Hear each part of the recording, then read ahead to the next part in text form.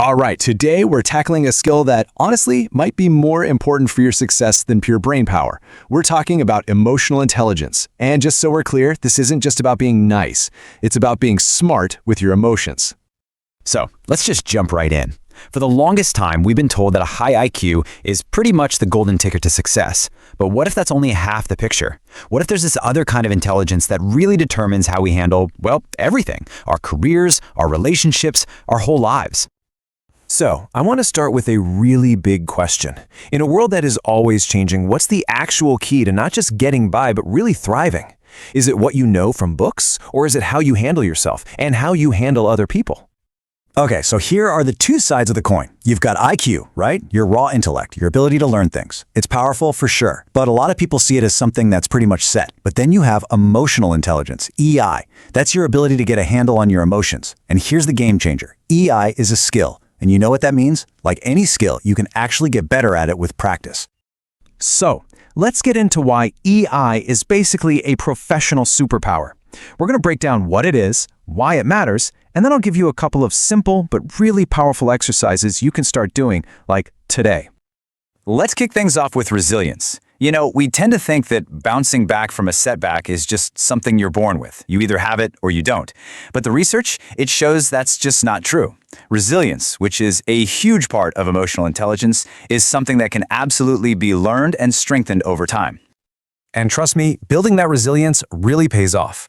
And we're not just talking about some feel-good stuff here. We're talking about real, tangible benefits that can change your career. I mean, think about it. A leader who stays calm under pressure inspires way more confidence than a genius who's panicking, right? Better performance, less stress, stronger leadership, it all comes from being more intelligent with our emotions.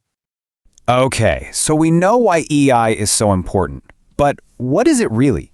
Let's break this whole thing down into 3 core pillars. These are the building blocks of emotional intelligence. The very first pillar, and this is the foundation for everything, is understanding yourself. This is all about looking inward.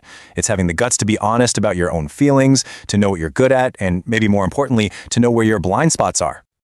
This really gets to the heart of self-understanding, this idea of self-regard. Now, this isn't about being arrogant. It's about accepting yourself for who you are, the good stuff and the parts that need a little work. That self-acceptance, that's the real starting line for any kind of growth. All right, let's build on that with our second pillar. Once you start to understand your emotions, the next step is managing yourself. This is where awareness becomes action.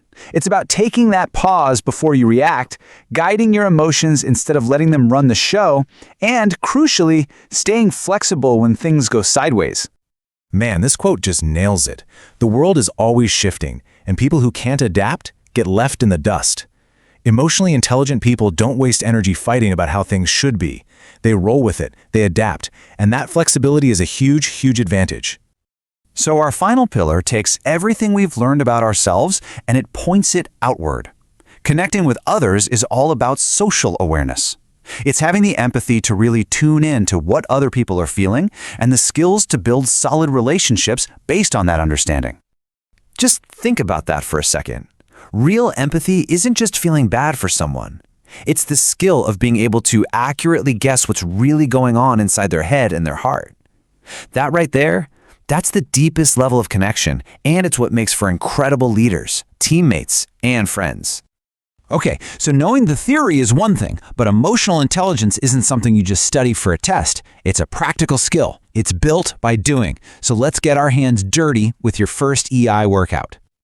Okay, here's exercise number 1, and it is a total game changer. The next time you're in an argument, just pause for a second and ask yourself this one simple question. Would I rather be happy or would I rather be right? This isn't just some nice little thought. It's actually a really powerful psychological technique. You're consciously reframing the situation to change your emotional state. Choosing happiness doesn't make you a doormat. It's a smart, strategic choice to put the relationship ahead of the conflict. Just try it for a month. See what happens. Now, our second exercise is all about shifting your focus away from problems and towards solutions. Instead of getting bogged down by what's going wrong, this exercise trains you to ask, okay, what's already working? This is actually a core idea in a problem-solving method called appreciative inquiry. When you focus on past wins, you're building from a place of strength, which naturally makes you more optimistic and way more effective at finding new solutions. Look, These exercises are really just the first few steps. The most important thing to remember is that building emotional intelligence isn't a project you finish. It's an ongoing practice. It's a journey of constantly training your mind. This idea from the Dalai Lama just perfectly sums up the whole spirit of emotional intelligence. Our happiness, our well-being, it's not just something that happens to us because of what's going on outside. It's something we can actively create, something we can cultivate just by training our own minds. So your training starts right now. The whole journey to higher emotional intelligence, it all begins with one single conscious choice. Are you going to choose to be happy instead of right? Or maybe focus on what's already working? The choice is all yours. What's your first move?